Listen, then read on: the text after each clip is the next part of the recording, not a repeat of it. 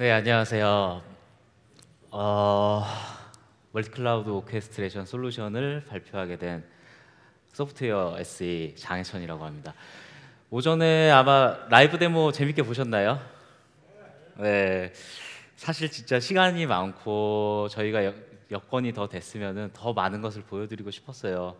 이게 지금은 데이터 센터 두 개로 운영하는 가운데 그 안에서 뭔가 서비스를 배포하고 그것을 이제 통합적으로 운영하는 환경을 보여드렸는데, 사실 클라우드 센터가 가진 장점은 어떻게 보면 굉장히 무한합니다. 살짝 말씀드리기도 했지만 뭐 퍼블릭 클라우드와의 연동, 또한 제가 요번에 좀 더 강조하고 싶은 거는 그동안은 컨테이너에 대해서 지원이 안 됐었어요. 그런데 올해 4월부터 정식적으로 컨테이너 플랫폼, 정확히 말씀드리면 쿠버네티스를 통해서 클라우드 센터가 어플리케이션 배포를 지원하게 됐습니다. 그동안 많은 고객분들께서 이 컨테이너는 왜 지원을 안 하냐라고 많이 물으셨어요. 사실 저도 이 클라우드 센터가 가진 이 뭔가 철학적인 메커니즘이 컨테이너 플랫폼과 굉장히 일치를 하는데 여태까지 왜 안 되었을까라는 궁금증을 가지고 있었는데, 지금은 쿠버네티스를 통해서 이것을 지원을 하고 앞으로 CCP 그리고 GCP까지 연동되는 거대한 그림을 그리고 있습니다. 이 모든 것에 대한 관리 컨트롤은 클라우드 센터가 지금 가져가려고 하고 있고요. 이제부터 클라우드 센터에 대해서 발표를 시작하도록 하겠습니다. 먼저 목차는 제가 이렇게 잡아봤습니다. 현재 클라우드를 많이 쓰시고 있을 거라고 저는 생각을 해요. 아니, 쓰시지 않더라도 최소한 뭐 테스트는 해보셨다든지 아니면은 고려를 해보시고 있는 와중에 있을 거라고 생각을 하고 있습니다. 제가 요즘 들어서 고객분들이나 뭐 파트너분들께도 많이 듣는 게, 많은 고민들을 하고 계세요. 클라우드를 접목을 하는데 기존에 있던 데이터 센터가 어떻게 통합을 할지, 아니면 클라우드를 여러 개를 운영하는데 이거를 어떻게 통합할지, 뭐 그 와중에 네트워크를 하이브리드로 어떻게 구성할지 굉장히 많은 고민들을 하고 계십니다.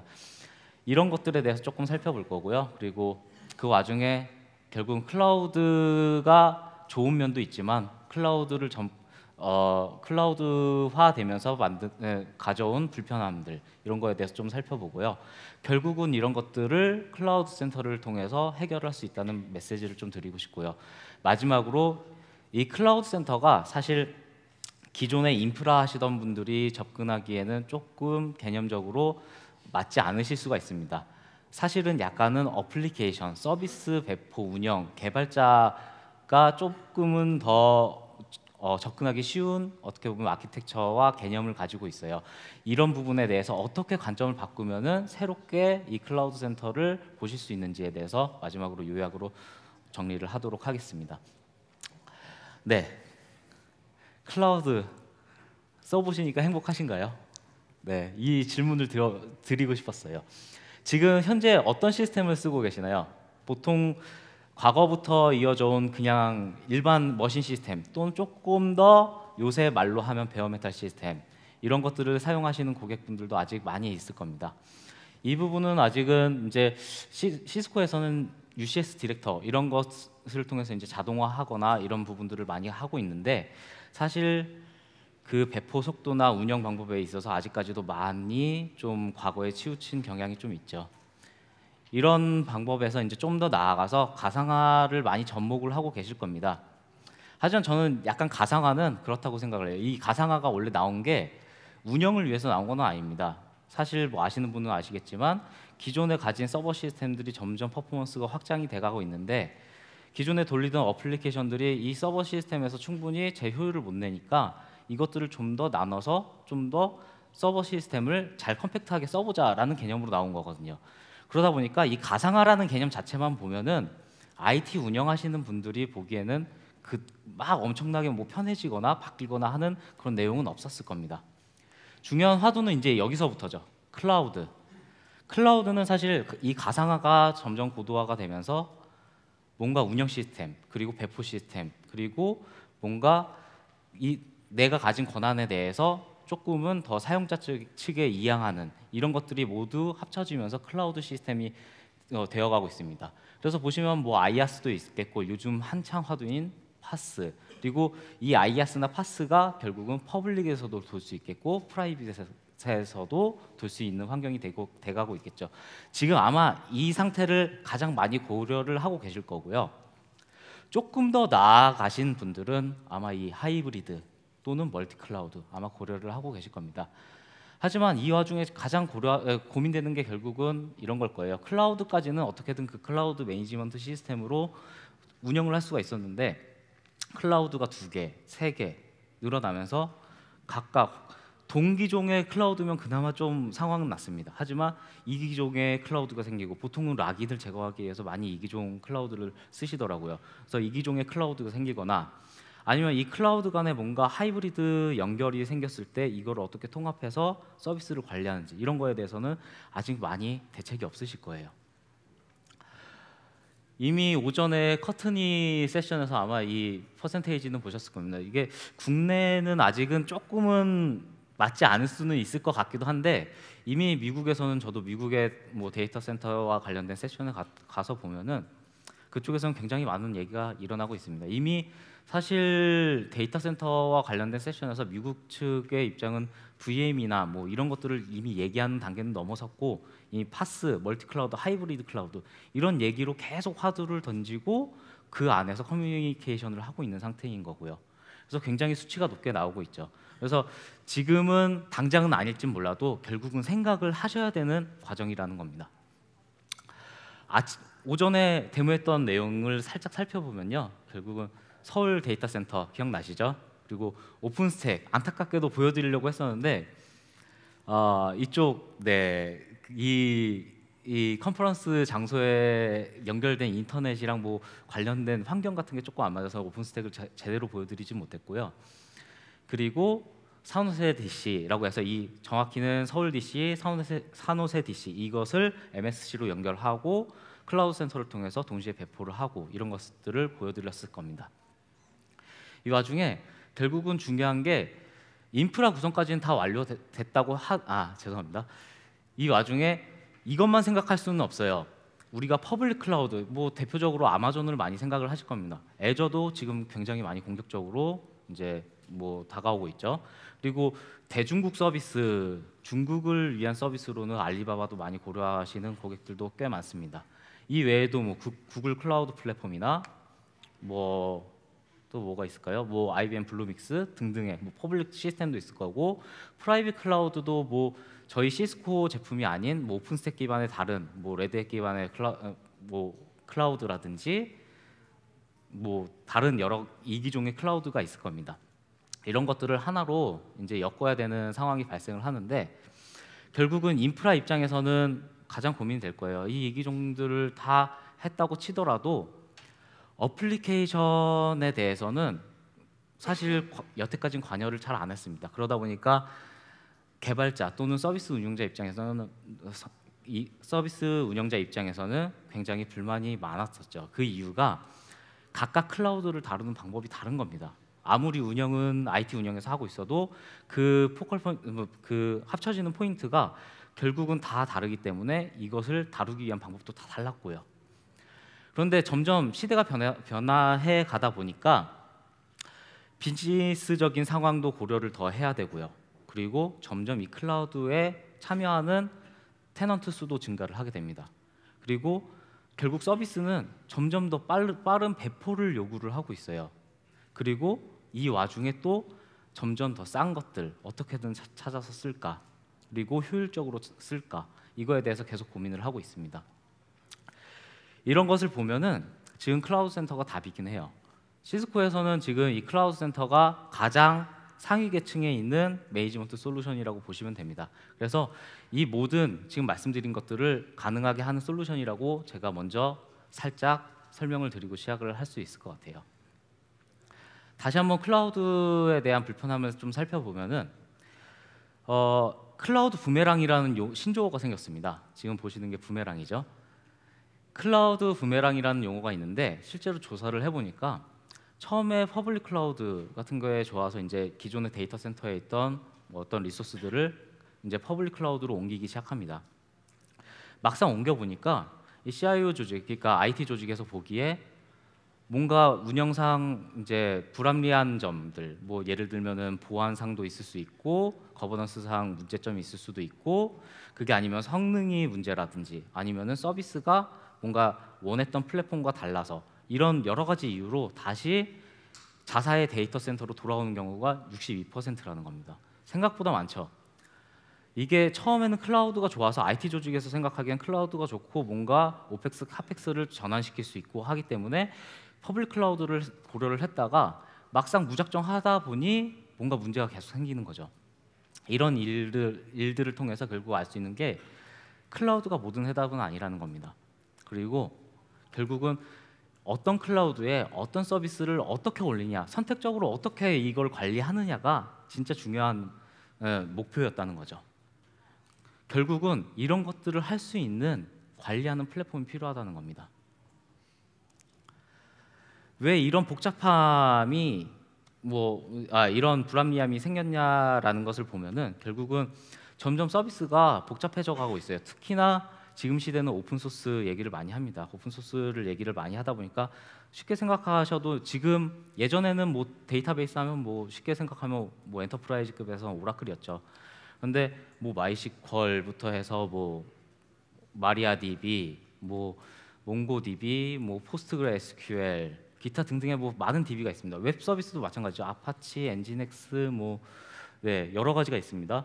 이런 것들을 각각 종합해서 어플리케이션 개발 단계에서는 뭔가 자기네들의 특성에 맞게 이 어플리케이션을 구성을 하는데, 이것들을 각각 인프라 IT 조직 입장에서는 각각 배포하는 방법이 점점 어려워지는 겁니다.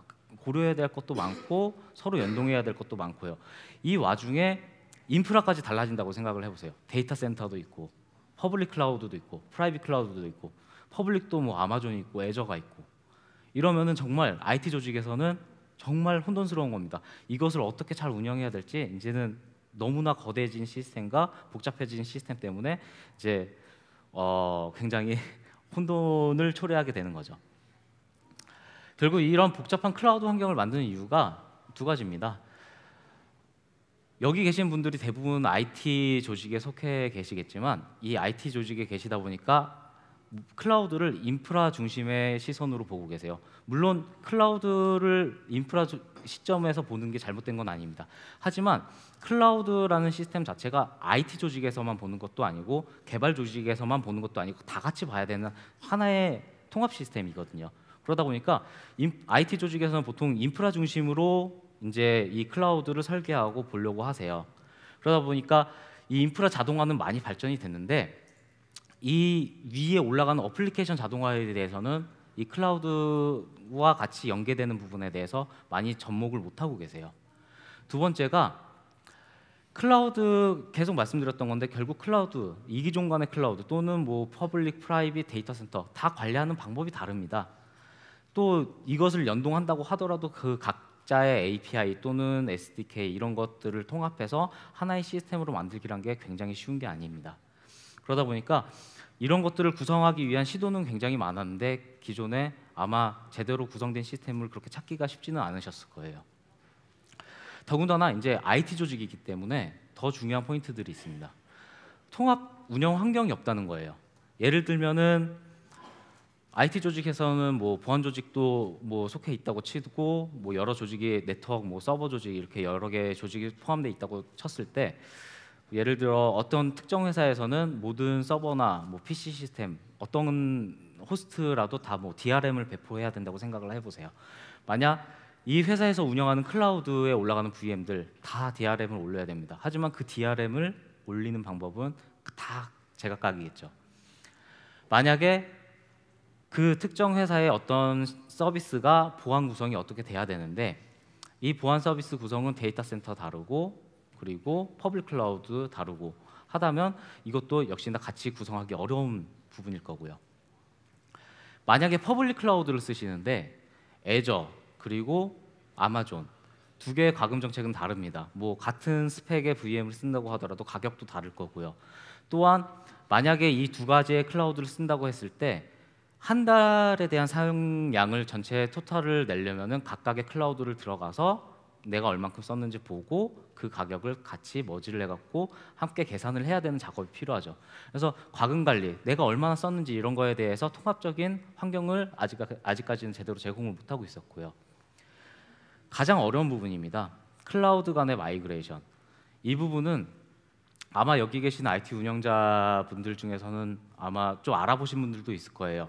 내가 기존에 뭐 VM웨어 기반의 가상화된 뭐 데이터 센터를 쓰고 있었는데 여기에 있는 뭐 이미지 돌고 있던 VM을 OVA 파일로 떨군 다음에 뭐 아마존에 올릴 수 있느냐 아니면 애저에 올릴 수 있느냐 아마 안 될 겁니다. 지금 다 각자 관리하는 이미지 시스템이 다르고 결국은 이 하나의 VM을 다른 쪽으로 통째로 이동한다는 것은 현재 기술상으로는 사실 기술이 될지는 모르겠어요. 하지만 서로 간에 뭔가 정책적인 이슈도 있을 수 있고 하기 때문에 사실상 지금 현재 되는 것은 없습니다.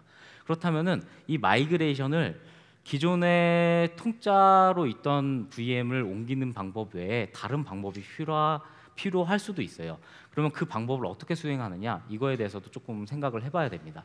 그러므로 이런 네 가지 요소, 통합 운영을 위한 여러 가지 요소가 있는데 특히나 이런 통합을 위한 요소는 아직까지는 조금은 기존 클라우드, 멀티 클라우드 환경이나 하이브리드 클라우드 환경에서는 같이 통합해서 운영하기 힘들던 포인트였습니다. 그러면 어떻게 될까요? 클라우드 센터를 통해서 다시 한번 보여드립니다. 가능합니다. 일단은 가능하다는 말씀을 드리고 싶어요. 이게 클라우드 센터를 제가 뒤에도 이제 다시 한번 설명드릴 건데 클라우드 센터는 사실 ACI와 비슷한 개념이라고 보시면 됩니다. 여기서 네트워크에 대해서 그리고 ACI에 대해서 아시는 분들이 있을 수도 있는데 ACI는 자기가 정책을 내리고 그 정책을 해석해서 실제 네트워크 형상은 각 그 컨트롤러에서 해석을 해서 각각 스위치에서 해석을 해서 만들게 됩니다. 결국 사용자는 진짜 네트워크 컨피그레이션이 어떻게 들어가는지는 확인할 필요가 없이 단순히 내가 필요한 네트워크만 어떻게 정의를 하느냐가 중요한 거거든요. 클라우드 센터도 같은 모델입니다. 그래서 결국 각각의 클라우드는 각각의 클라우드 안에 있는 클라우드 센터의 어떤 기능이 그 클라우드에 맞게 내가 원하는 것을 배포를 해주게 되는 그런 시스템으로 운영을 하고 있고요. 그게 어떻게 되는가에 대해서 제가 설명을 드리려고 합니다. 일단 클라우드 센터는 프로파일 기반의 어플리케이션 프로파일 기반의 배포를 수행을 합니다.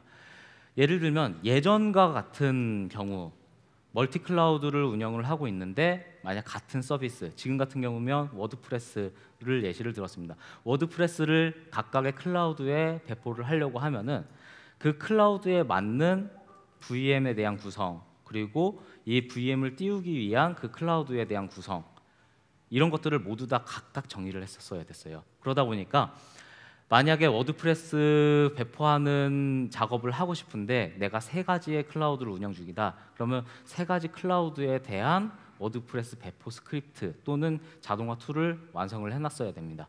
그러다 보니까 클라우드가 늘어나면 늘어날수록 굉장히 작업량이 늘어나 버리죠. 그런데 클라우드 센터는 한 번의 프로파일만 설계를 하면 됩니다. 그러면은 클라우드 센터가 이 프로파일을 분석을 해서 각각 클라우드에 맞는 형상으로 알아서 만들어줍니다. 이렇게 되면은 결국은 차이가 무엇이냐? 왼쪽 기존의 스크립트 기반 배포 형식 같은 경우는 굉장히 인프라 중심적인 작업 방식이었습니다. 그리고 각 클라우드에 맞는 워크플로우 그리고 스크립트를 다 작성을 했어야 됐고요. 그러다 보니까 TCO가 계속 증가를 합니다. 오른쪽 클라우드 센터와 같은 방법은 어플리케이션 중심입니다. 어플리케이션 중심으로 내가 이 서비스는 어떻게 구성돼야 돼 라는 개념적인 프로파일만 정의를 합니다. 그러다 보니까 이 어플리케이션 프로파일은 어떤 클라우드에 가서도 다 배포가 되는 형식으로 만들 수가 있는 거고요. 그러다 보니까 클라우드 라긴이 당연히 제거가 되겠죠. 결국은 이 프로파일을 또 여러 번 만들 필요가 없기 때문에 TCO를 절감을 할 수 있는 효과를 볼 수가 있습니다. 어플리케이션 프로파일을 조금 더 자세히 살펴볼게요. 이 프로파일이 무엇이냐라고 보시면은 일반적으로 좀 전에 보시는 워드프레스 어플리케이션 같은 경우에 다음과 같이 구성되어 있다고 보시면 됩니다. 엔진엑스, 아파치, MySQL. 즉 이 워드프레스라는 어플리케이션이 어떤 서비스로 구성되느냐라는 것을 먼저 개념적으로 구성을 해놓게 됩니다. 그 다음에 필요한 게 그 각각의 그 티어가 구성되는 스펙에 대해서 정의를 하는 거죠. 엔진엑스는 뭐 2코어에 4기가 메모리, 20기가 스토리지가 필요해. 아파치는 뭐 4코어에 뭐 8기가 메모리, 뭐 이렇게 필요해. 이런 것들을 다 스펙을 정의를 해놓는 겁니다. 그리고 나서 이 어플리케이션이 실행되기 위한 바이너리 파일들이 있을 거예요. 워드프레스 같은 경우면 아마 HTML, 뭐 PHP 파일, 그리고 마이스컬과 연결되는 뭐 스크립트들 이런 것들이 필요할 겁니다. 이것들이 어떤 것들인지에 대해서 정의를 하면 되고요. 조금 더 자세히 살펴보겠습니다. 그럼 결국은 이런 어플리케이션 프로파일 안에는 이런 것들이 들어가게 돼요. 패키지 파일, 다음에 패키지 파일을 어떻게 그 OS 환경과 연동할지에 대한 스크립트, 그리고 그 서비스를 최초 실행하기 위해서 필요한 데이터들, 그러고 나서 환경에 대한 부분들, 이미지나 서비스 컨테이너, 이것들이 어떻게 서비스가 어떻게 올라가고, 그리고 인프라에 대해서는 컴퓨터 네트워크 스토리지가 어떤지, 그리고 클라우드 서비스, 예를 들면은 클라우드 센터가 아마존 같은 경우면 ELB 많이 쓰실 겁니다. ELB 같은 서비스도 같이 인테그레이션을 할 수가 있어요. 이런 특정 서비스를 이용한다면 그런 서비스에 대한 정의는 어떻게 되는지, 이런 것들에 대해서 이 프로파일에 정의를 하게 됩니다. 만약에 여기서 어플리케이션 배포 자동화를 해보신 분들은 뭐 예를 들어서 셰프, 퍼펫, 엔시블 이런 툴들이 있습니다. 이런 툴들을 혹시라도 사용해 보신 분들은 아실 거예요. 이런 환경에 대해서 그런 자동화, 어플리케이션 자동화 툴들도 쭉 정의를 할 수 있게 되어 있습니다. 하지만 점점 규모가 커지는 시스템에서 그 프로파일을 텍스트 창에서 각각 그 언어에 맞게 구성하는 게 결코 쉬운 일은 아닙니다. 마찬가지로 클라우드 센터에서 개념적으로 설명하는 이 프로파일을 구성하는 내용도 결국은 모두 다 표현하려면은 굉장히 많은 내용이 들어가야 될 겁니다. 결국은 힘들다는 거죠. 그래서 클라우드 센터가 장점으로 내세우는 것은 모델링 툴을 제공을 합니다. 결국은 GUI상에서 내가 어떤 티어에 어떤 서비스를 올리고 그 서비스에는 각각 어떤 패키지가 배포가 되고 이 패키지는 어떤 파이어월 정책을 가지고 그리고 추가적으로 어떤 프로그램을 더 설치해야 되고 하는 것들을 이 화면 안에서 다 설계를 하실 수가 있어요. 생각보다 뭐 지금은 영어로 되어 있긴 한데 쭉 따라가시다 보면은 아 이런 순서로 이 서비스 프로파일이 구성되는구나 라고 아실 수가 있습니다. 또한 이 서비스 프로파일을 조금 더 알아보시면은 결국 이 어플리케이션의 라이프 사이클과 맞물려 있습니다. 결국은 이 어플리케이션이 서비스가 배포되고 업데이트가 되고 업그레이드가 되고 혹은 만약 삭제 시 어떤 특정 작업을 수행해야 된다든지 이런 것들에 대해서 세세하게 다 정의를 할 수가 있게 되어 있어요. 결국은 기존의 텍스트 창에서 힘겹게 소스 스크립트와 그리고 그 관계를 명시를 하던 것을 GUI상에서 편하게 하실 수가 있습니다. 물론 간단한 것부터 복잡한 것까지 다 됩니다. 간단한 거는 IT 운영하시는 분들은 많이 쓰시게 될 거예요. 예를 들면은 IT 운영하시는 분들은 서비스 구성할 일은 별로 없으실 겁니다. 아마 뭐 예를 들면은 요청이 와서 CentOS 7 VM 배포해 주세요. 우분투 16 VM 배포해 주세요. 이런 것들에 대해서 아마 요청을 받으시면 그거에 대한 서비스 프로파일을 어플리케이션 프로파일을 구성을 하시면 되고요. 아마 그런 경우에는 OS 이미지에 대한 정의 하나만 들어가게 될 겁니다. 어플리케이션을 구성하는 입장, 서비스를 구성하는 입장에서는 아마 복잡한 환경도 들어갈 거예요. 지금 살짝 보시는 환경에서는 뭐 F5 로드 밸런서와 다커 시스템, 웹 캐시 들어가고 뭐 다양한 아파치 들어가고 다양한 서비스가 어떻게 맞물려 있는지 이런 것들을 정의하고 있습니다. 이런 것들을 어플리케이션 개발자 입장에서는 자기네들의 어플리케이션 설계에 맞춰서 이 화면에 그대로 구현을 하게 되면 되는 겁니다. 결국 기존의 이런 다양한 환경이 가져오는 복잡함을 이 클라우드 센터는 이 UI를 통해서 극복을 할 수가 있는 거죠. 그러고 나서 생성되는 게 바로 어플리케이션 프로파일이라고 보시면 됩니다. 그럼 중요한 게 결국은 이 프로파일은 계속 설명드렸다시피 각각 오케스트레이터가 해석을 할 수가 있어야 돼요. 그래서 각각의 클라우드 또는 데이터 센터에는 클라우드 센터의 오케스트레이터가 실행되고 있는 상태가 돼야 됩니다. 그러면 이 오케스트레이터가 사실 진짜 중요한 역할을 하게 되는 거죠. 이 오케스트레이터의 기능을 한번 살펴보도록 하겠습니다. 어플리케이션 프로파일을 작성하고 나서 어떤 특정 클라우드에 배포를 한다라는 명령을 내리게 되면은 매니저가 오케스트레이터로 프로파일을 전송을 하게 됩니다. 그럼 오케스트레이터는 이 프로파일을 쭉 확인을 해본 뒤에 처음으로 인프라 구성을 시작을 하겠죠. 그 클라우드에 맞는 그리고 스펙에 정의한 인프라를 구성을 하게 될 겁니다. 컴퓨팅, 스토리지, 네트워크 이 세 개가 가장 주요하겠죠. 그리고 나서 어플리케이션 프로파일에 명시한 VM들을 쭉 생성을 하게 됩니다. 그리고 특정 예를 들면 DB VM 같은 경우는 스토리지랑 연결도 돼야겠죠. 이런 작업을 수행을 하고요. 그 다음으로 클라우드 센터 오케스트레이터가 이 VM에 각각 에이전트, 클라우드 센터에 에이전트를 설치를 합니다. 이 에이전트는 이제 다음으로 사용자의 리포지터리 또는 시스템 리포지터리를 쭉 링크를 시킵니다. 그러고 나면은 이 리포지터리에는 어떤 것이 들어있느냐, 서비스를 배포하기 위한 바이너리 파일들이나 예를 들면 우분투 같은 경우면 DB 파일 또는 뭐 CentOS나 레드햇 기반이면 RPM 파일들 이런 것들이 들어있을 수 있습니다. 또는 만약 커스텀한 리포지터리 구성이 뭐 불가능한 상황이고 뭐 공용 리포지터리를 쓰신다 하시면은 이 내용상에서 이제 유미나 apt 같은 리포지터리랑도 바로 연결을 시킵니다. 그러고 나서 서비스 컴포넌트 예를 들면 뭐 엔진엑스, 아파치, 뭐 MySQL 이런 것들을 이제 인스톨을 하겠고요. 그러고 나서 그 인스톨된 서비스가 정상적으로 인스톨이 되고 나면은 각각의 서비스를 구동을 시킬 겁니다. 그리고 각각의 서비스를 연동하는 작업을 할 거고 최종적으로 사용자의 응용 프로그램을 쭉 배포를 시작을 하는 거죠. 그러고 나서 이 프로파일에 정의된 보안 정책을 쭉 설정을 하기 시작합니다. 예를 들면은 아파치 서버 같은 경우면 80 포트 말고는 사실 필요 없을 거예요. 기본적으로 이 클라우드 센터는 화이트리스트 기반으로 동작을 하신다고 보면 됩니다. 그래서 아파치 서비스는 80 포트 외에 필요 없는데 뭐 유저가 뭐 어플리케이션 프로파일을 설계하는 사람이 특정 포트가 더 필요하다 싶으면은 그 포트를 열어줄 수도 있습니다. 그래서 예를 들면 아파치 같은 경우는 80 포트, MySQL 같은 경우면 3306 포트 이런 식으로 각각 포트를 열어주는 작업을 실행을 하고요. 그러고 나서 마지막으로 이 실행되고 있는 VM에 대해서 런타임 정책을 꾸준히 관리를 하게 됩니다.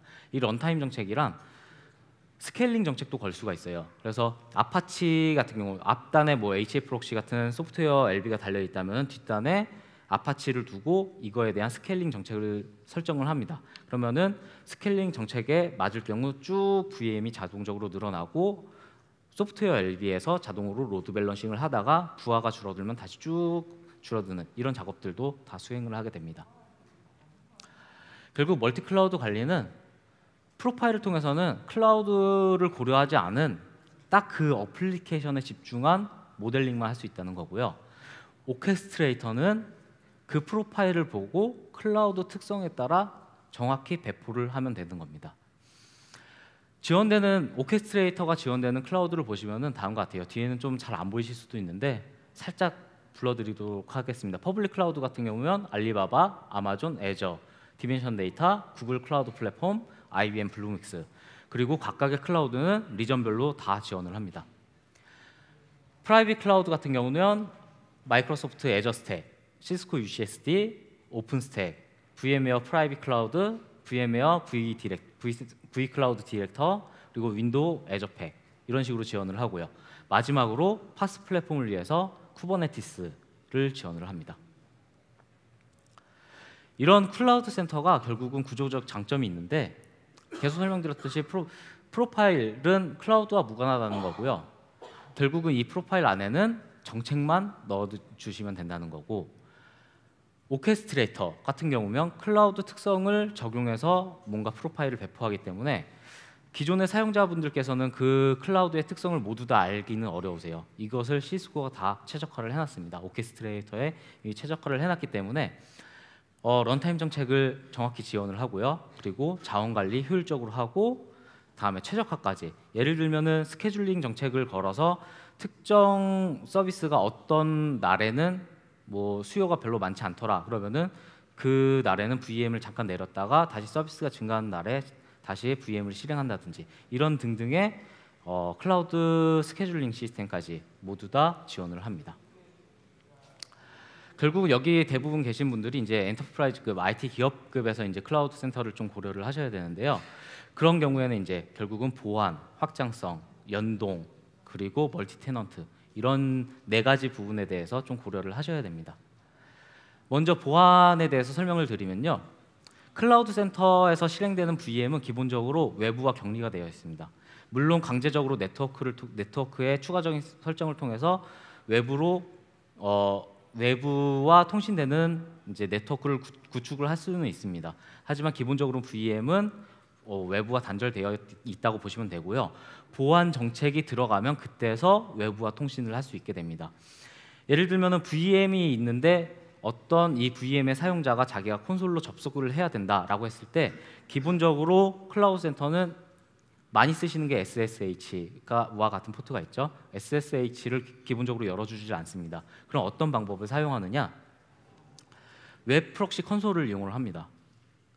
결국은 이 VM에 대해서 보안적으로 누수가 발생할 수 있는 대부분의 포트는 다 막아버리는 겁니다. 서비스에 필요한 포트만 열어두고 그래도 VM에 대한 컨트롤은 필요하겠죠. 이 부분은 클라우드 센터 메시지 버스와 VM이 반대로 연결이 돼서 메시지 버스를 통해서 프락시를 통해서 이런 웹 화면에서 SSH 콘솔을 제공을 하게 됩니다. VNC 서버가 깔려 있으면은 VNC 콘솔을 제공을 하고요. 윈도우 같은 경우면 대표적으로 사용되는 게 RDP 콘솔을 클라우드 센터가 제공을 합니다. 이것을 RDP를 위해서 RDP 클라이언트나 SSH를 위해서 뭐 많이 사용하시는 푸티 이런 거 필요 없이 웹 화면에서 바로 동작을 합니다. 성능도 잘 나옵니다. 확장성에 대해서 한번 살펴볼게요. 확장성은 클라우드 센터 한 패키지가 10,000 VM 이상 제어가 가능합니다. 이게 사실 조금은 클라우드 센터에 대해서 오해를 하실 수가 있는 게 클라우드 센터가 모니터링을 하지는 않습니다. 스테이터스 관리와 라이프 사이클을 관리는 하지만 모니터링에 대해서 관리를 하지 않기 때문에 지속적으로 VM과 통신해야 될 양이 그렇게 많지는 않습니다. 그 얘기는 대신에 VM에 대해서 컨트롤을 할 수 있는 커넥션 수를 더 많이 가져갈 수 있다는 거고요. 엔터프라이즈급에서는 사실 VM 개수가 점점 많아지고 있습니다. VDI 같은 것만 보셔도 점점 기업에서는 몇천 VDI, 몇만 VDI까지 확장하시는 고객분들이 계시니까 이런 부분에 대해서 충분히 엔터프라이즈급에서 고려를 하실 수가 있고요. 이렇게 사용할 수 있는 VM 안에서 이 VM들을 서로 스케일링하는 정책을 설정을 해서 사용량 또는 어떤 특정 정책에 따라서 VM 수를 늘렸다 줄였다 그리고 이 VM 간의 연결들을 자동적으로 설정을 하실 수가 있습니다. 연동 기본적으로 클라우드 센터는 하드웨어 장비는 아니에요. 소프트웨어다 보니까 API에 대해서 이미 기초적인 설계가 잘 되어 있습니다. REST API 제공하고요. SDK 제공합니다. 이런 것들을 통해서 기존에 운영하시던 IT 시스템들과 충분히 연동을 하실 수 있고요. 물론 개발이 필요할 겁니다. 하지만 연동을 통해서 뭔가 중요한 것은 IT 비즈니스 로직을 구성을 하는 어떤 시스템을 구축할 수 있다는 거죠. 클라우드 센터는 결국은 클라우드 컨트롤러라고 보시면 됩니다. 각각 기업마다 다른 IT 비즈니스의 로직이 있을 텐데 이 로직은 어떤 방식으로든 구현하시면 됩니다. 그 로직을 통해서 VM을 배포할 때 클라우드 센터 API를 통해서 쉽게 배포를 하시면 됩니다. 멀티 테넌트 기능입니다. 쉽게 설명드리면 각각 테넌트는 격리가 되어 있습니다. 그리고 테넌트는 하위 테넌트를 만들 수 있고요. 또한 테넌트 안에는 하위 테넌트뿐만 아니라 단순히 그룹에 대한 구성도 가질 수 있고 각각의 단말 유저 구성을 가질 수가 있습니다. 이게 지금은 이렇게 설명드려서 이것이 무엇일까라고 생각을 할 수 있는데 바로 이겁니다. 조직도 자체를 이 클라우드 센터에 다 옮길 수가 있습니다. 결국은 조직도를 살펴보면 이 조직이 가질 수 있는 권한이 있을 거예요. 이 권한을 클라우드 센터에 그대로 옮길 수가 있습니다. 어떤 조직은 뭐 VM을 100개까지만 배포할 수 있고 어떤 조직은 방화벽이 어떤 게 열려 있어야 되고 어떤 조직은 뭐 어떤 서비스만 배포를 할 수 있어야 되고 이런 것들이 다 정책이 있을 거예요. 이것들을 클라우드 센터에 모두 다 옮길 수가 있습니다. 권한 컨트롤인 거죠, 결국. 그래서 사실은 가장 힘든 얘기가 이거예요. 제가 약간 우스갯소리 반 섞이는 얘기로 클라우드 센터 다 됩니다라는 얘기를 드렸어요. 사실 다 되긴 됩니다. 힘듭니다. 이게 왜 힘드냐라는 얘기를 말씀을 드리면은 사실 근데 포인트가 조금 달라요.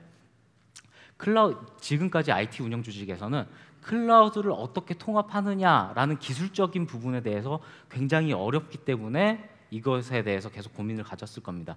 하지만 클라우드 센터는 이런 기술적 고민은 해결을 시켜드린 거예요. 그러면은 어떤 것이 어렵냐? 정책을 정의하는 게 어렵습니다. 그 회사의 기존에 가지고 있던 비즈니스 로직, 정책, 그리고 시스템, 그리고 실제로 그 회사에서 돌고 있던 어떤 조직 간의 뭔가 흐름 이런 것들을 각각 클라우드 센터에 세세하게 다 정의를 해주셔야 됩니다. 또한 그것이 가지고 가는 어플리케이션에 대한 배포와 관련된 내용도 다 정의를 세세히 해주셔야 되는 거고요. 이게 작업량이 꽤 많습니다. 물론 딱 한 번만 하시면 됩니다. 매번 하실 필요는 없습니다. 추가로 수정은 가능하지만 이 부분은 최초의 클라우드 구성을 하실 때 하실 부분입니다. 그렇기 때문에 정책만 확실히 그 회사의 정책만 확실히 이 클라우드 센터에 녹아 들어갈 수 있다면은 어떤 클라우드 운영도 손쉽게 할 수 있다는 말씀을 드리려고 하는 겁니다. 그래서 대표적으로 사용될 수 있는 게 간단하게만 한번 살펴볼게요. 여기 계시는 분들은 아마 거의 IT 운영자시니까 이런 아마 비즈니스 로직상의 VM 배포를 아마 많이 생각하실 수 있을 거예요.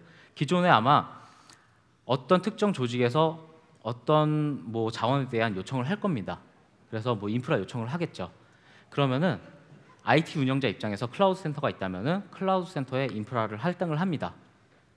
그러고 나면은 VM이 생성되겠죠. 이 VM에 대한 권한은 IT 운영자한테 있습니다. 그러면은 이 IT 운영자는 어떻게 하느냐? 이 VM에 대한 권한을 실제로 이 IT에 대한 서비스를 요청한 사람한테 권한을 줍니다. 그러면은 이 IT 이용자는 그 권한을 가지고 클라우드 센터를 통해서 이 VM에 접속을 할 수가 있는 거죠. 이런 방법의 클라우드 센터 운영도 가능하고요. 이제는 조금 더 요즘 세상에 맞게 좀 더 나아가면 아마 셀프 서비스 얘기를 많이 하실 거예요. 셀프 서비스 같은 경우는 IT 이용자가 직접적으로 자기가 원하는 프로파일, 모델을 구성을 합니다. 그리고 직접 자기가 배포 버튼까지 딱 누릅니다. 그러고 나면은 무작정 배포가 되면 안 되겠죠. 클라우드 센터가 IT 운영자한테 어떤 사용자가 어떤 스펙의 프로파일을 어떤 모양으로 어떤 클라우드에 배포를 요청했습니다라는 것을 운영자에게 알려주게 되고요. 이 운영자는 그 내용을 확인을 해본 뒤에 자사의 정책과 뭐 맞물려서 괜찮다 싶으면은 이제 승인 요청을 할 수가 있겠죠. 클라우드 센터에 승인을 딱 누르게 되면은 VM이 생성이 되게 됩니다. 이 VM의 권한은 IT 이용자한테 있는 거고요. IT 이용자는 마찬가지로 클라우드 센터를 통해서 VM 콘솔을 접근을 하면 됩니다. 그러면 이렇게 봤을 때는 사실 IT 운영자 입장에서 할 수 있는 거는 뭐 승인 요청 왔으니까 승인합니다. 이거 버튼 누르는 것밖에 할 게 없네요. 라고 보실 수도 있는데 계속 말씀드리는 게 정책입니다. IT 운영자 입장에서는 이 IT 이용자가 배포할 수 있는 VM 수 또는 배포하는 대상의 클라우드 또는 배포할 때 특정 서비스에 대해서 인젝션해야 되는 뭐 DRM이나 이런 거에 대한 추가적인 내용들을 정의해서 같이 배포를 할 수가 있는 거죠. 그래서 이 IT 이용자가 배포해서 승인은 했는데 기존에 이 IT 이용자가 이용할 수 있는 VM은 10개였습니다. 그런데 9개인 상태에서 추가적으로 5개를 요청을 했어요. 그랬을 때는 당연히 거절이 돼야겠죠. 만약 더 필요하다면은 IT 이용자가 더 자기가 필요한 VM을 늘려주세요. 제가 과금을 더 하겠습니다. 이런 내용을 아마 이제 행정적인 처리를 할 거고요. 그 내용을 받아서 IT 운영자는 이 VM에 대해서 뭐 풀을 더 증가를 한다든지 이런 내용의 비즈니스 처리를 할 수가 있습니다.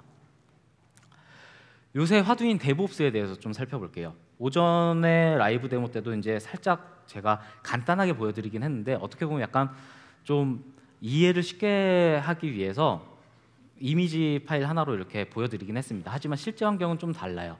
개발자 입장에서는 굉장히 다양한 개발 툴들을 이용을 합니다.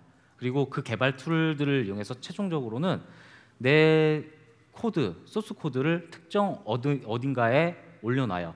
요즘은 대부분 GitHub, 공용 리포지터리 같은 경우는 GitHub가 있겠고 따로 Git이라는 시스템이 있습니다. 소스 코드에 대한 버전 관리를 하는 툴이라고 보시면 되고요. 여기에다가 소스 코드를 올려놓게 되면은 젠킨스도 많이 들어보셨을 거예요. 이 젠킨스를 통해서 소스 코드를 쭉 당겨온 다음에 쉽게 설명드리면 샌드박스 안에서 이 소스 코드를 컴파일을 해봅니다. 컴파일을 하고 관련된 패키지들, 디펜던시들 다 체크해서 뭔가 하나의 진짜 서비스를 한번 구성해 봅니다. 이 와중에 에러가 발생을 하면은 다시 사용자한테 알려줘서 이 부분이 에러야 라는 것을 알려주겠죠. 그럼 다시 개발자는 그 에러난 부분을 수정을 할 거고요. 만약 성공적으로 빌드가 됐다고 하면은 젠킨스는 특정 리포지터리에 그 소스 바이너리를 배포를 하게 됩니다. 여기까지가 일반적으로 기본적인 내용이었어요. 이 와중에서 결국은 이 바이너리를 어딘가에 배포를 해서 서비스를 시작을 해야 되는데 기존의 젠킨스도 됐습니다. 젠킨스 예를 들면은 뭐 아마존 클라우드에 배포를 해야 돼라고 했을 때는 젠킨스에 엄청난 양의 아마존 배포 스크립트를 짜서 넣어줬어야 됐어요. 근데 이 부분을 클라우드 센터를 한번 접목을 해보자는 거죠. 클라우드 센터를 접목을 하게 되면은 클라우드 센터가 젠킨스에 플러그인을 제공을 합니다. 젠킨스에 플러그인을 달게 되면 젠킨스에서 몇 줄 안 되는 코드로 이 클라우드 센터에 해당되는 소스 코드가 정상적으로 빌드되면은 그것을 특정 클라우드에 배포하는 시스템을 구축을 할 수가 있고요. 마찬가지로 소스 코드가 정상적으로 배포됐을 때는 해당 클라우드에 원하는 클라우드에 소스 코드를 배포하고 서비스를 자동으로 실행하고 마찬가지로 계속 말씀드렸던 뭐 보안 정책 걸고 거버넌스 걸고 하는 과정들을 수립을 할 수가 있습니다. 이렇게까지 구성이 되고 나면은 사실 진짜 이게 CI/CD인 거죠. 계속 나는 배포를 하고 특정 기능이 필요하면은 업데이트하고 그것을 바로 서비스에 반영하고 서비스에 반영하기까지 문제가 있을 때는 계속 개발 환경에서 라이프 사이클을 돌다가 정상적으로 됐을 때 서비스까지 바로 즉시 배포되고 이런 환경이 구축이 되게 됩니다. 왜 필요한가? 서비스 라이프 사이클 주기가 빨라지고 점점 서비스에 대해서 응답해야 되는 시간 그리고 타임마켓에 들어가야 되는 시간이 점점 짧아지고 있기 때문에 이 과정이 필요합니다. 사실 IT 조직에서도 이제 개발 조직과 많이 소통을 하시는 분들이라면은 이 부분에 대해서 굉장히 많이 고려를 하실 거예요. 클라우드 센터를 통해서는 다양한 인프라에 대해서 배포하는 과정에 대해서 손쉽게 지원을 할 수가 있습니다. 결국은 클라우드 센터를 통해서는 아까 멀티 클라우드 또는 뭐 이기종간 클라우드, 하이브리드 클라우드 이런 생태계에서 가질 수 있는 고민들을 대부분 해결할 수가 있어요. 제가 조금 얘기를 안 드린 게 이제 마이그레이션일 겁니다. 어느 정도 눈치채신 분들도 있을 건데요. 기존의 클라우드, 이기종간 클라우드끼리 VM을 통째로 떠서 마이그레이션 한다? 안 되는 거를 이미 설명드렸어요. 그럼 어떻게 해야 되느냐? 어플리케이션 레벨에서 어플리케이션이 자기가 돌고 있는 자기의 현재 퍼시스턴트 데이터, 현재 데이터를 마이그레이션 한 다음에 그대로 서비스 구성을 해주면 됩니다. 그렇게 되면은 사실 좀 뭐 간단하게 생각하면은 다시 한번 설치를 하는 거죠. 다시 한번 설치를 하는데 여기에서 돌고 있던 변경됐던 지점들의 데이터들 이것들을 옮겨와서 다시 서비스를 실행하는 그렇게 되면은 실제적으로 VM 자체가 이동한 것은 아닌데 서비스는 이동해 간 거라고 생각을 하시면 됩니다. 마이그레이션의 개념을 VM이라 생각하시지 말고 서비스라고 생각을 하시면은 이 마이그레이션에 대해서도 이해를 하실 수가 있을 겁니다. 클라우드 센터 매니지먼트 포탈이에요. 기존에는 아마 개발자들이 운영하는 뭔가 어떤 관리 툴들 그리고 IT 조직에서 관리하던 툴들 그리고 만약 멀티 클라우드라면 각각의 멀티 클라우드 툴들이 산재해 있었을 텐데 이것들을 이 한 화면에서 다 통합해서 사용하실 수 있습니다. 결국은 이거죠. 클라우드 센터를 가운데 두고 비즈니스 조직, IT 조직 그리고 뭐 R&D 조직, 서비스 운영 조직 다 이 클라우드 센터로 들어오는 겁니다. 클라우드 센터는 당연히 IT 조직에선 관리를 해야겠죠. 그러고 나서 어플리케이션 프로파일을 누가 어떻게 설계를 하고 배포를 하고 이런 것들은 계속 설명드렸다시피 정책적으로 그 회사의 비즈니스 로직에 맞게 정의를 하시면 됩니다. 이 과정이 사실은 조금 어려운 과정인 거고요. 그러고 나서 그게 완성이 됐다면은 클라우드에 대한 배포는 고민 안 하셔도 됩니다. 클라우드 센터가 알아서 해드립니다. 여기서 좀 더 살펴볼 게 기존에 이제 시스코 솔루션들을 하고 통합을 하면은 사실 프라이빗 클라우드 또는 네트워크 연계에 관해서 하이브리드 클라우드 네트워크에 대해서 좀 더 강력한 솔루션을 가지고 갈 수 있다는 거고요. 보통 우리가 클라우드라고 하면은 이 세 가지에 대해서 많이 얘기를 합니다. 네트워크, 컴퓨팅, 스토리지. 네트워크는 시스코에서 강조하는 게 있죠. ACI입니다. 더군다나 지금은 ACI Anywhere라고 해서 퍼블릭 클라우드 또는 오픈스택, 기타 등등 다 ACI로 통합을 하려고 합니다. 데이터 센터 아키텍처 안에서는요. 그러다 보니까 AP 컨트롤러 한 대를 가지고 각각의 클라우드를 컨트롤하고 이런 것들이 가능해집니다. 뭐 AP 컨트롤러가 여러 개 있다면 보여드렸다시피 MSC를 통해서 관리를 하는 거고요. 결국은 ACI Anywhere를 통해서 네트워크를 종합적으로 관리를 하시고 하이퍼플렉스를 이용하시면은 기존에는 컴퓨팅 노드, 스토리지 노드를 구성하기 위해서 VM웨어 기반이면 뭐 HA 클러스터 쭉 걸고 스토리지 붙여서 센으로 엮고 뭐 어떻게 하는 그런 시스템을 어렵게 구축을 했어야 됩니다. 그냥 노드 계속 붙이시면 됩니다. 그러면 컴퓨팅 노드, 스토리지 노드 쭉 계속 확장이 됩니다. 굉장히 쉽게 노드 구성을 하실 수가 있고요. 이것을 클라우드 센터로 엮으시면 됩니다. 그렇게 되면은 이미 하나의 프라이빗 클라우드 시스템은 구축이 되어 있고요. ACI를 계속 다른 퍼블릭 클라우드 또는 자신이 뭐 관리하고 있는 프라이빗 클라우드에 배포할 수 있다면은 클라우드 네트워크를 열고 그쪽 클라우드까지 이제 컨트롤할 수 있는 하이브리드 멀티 클라우드 환경을 만들 수가 있습니다. 이 와중에 좀 전에 김영수 수석님께서 설명해 주신 뭐 앱 다이나믹스나 테트레이션 이런 분석 툴들을 이용하시면은 하드웨어 시스템부터 이제 그 어플리케이션 모델링된 것들이 배포된 서비스까지 해서 종합적인 어플리케이션 스택에 대해서 모니터링과 분석 등을 진행을 하실 수가 있습니다. 그러고 나서 마지막으로 엄브렐라 또는 스텔스 와치 같은 시큐리티 솔루션을 접목하셔서 이 전체 클라우드 세상에 대해서 보안 정책을 추가적으로 거는 거죠. 그럼 완벽한 클라우드 형상을 만드실 수가 있을 겁니다. 결국은 클라우드 센터 이제는 제가 다 됩니다 라고 다시 한번 말씀드리지만 그게 어떤 의미인지는 조금은 아셨을 거라고 봅니다. 클라우드 연동됩니다. 하지만 여러분들이 가지신 회사의 정책들 잘 녹여내십시오. 그러면은 클라우드 센터를 통해서 굉장히 클라우드 관리가 행복해지실 겁니다. 이것을 말씀을 드리고 싶고요. 마지막으로 중간에도 살짝 말씀을 드렸는데 여기 계신 대부분의 분들이 IT 담당자세요. 그래서 보통은 자신이 가지고 있는 데이터 센터 또는 클라우드를 어떤 식으로 엮을지를 고민을 하십니다. 하지만 조금 이제 관점을 보실 필요가 있어요. 클라우드 센터를 두시고 이제 이 클라우드 센터와 어떤 클라우드가 연결될지 이것만 생각하시면 되는 세상이 됐습니다. 클라우드 센터를 통해서요. 이상입니다.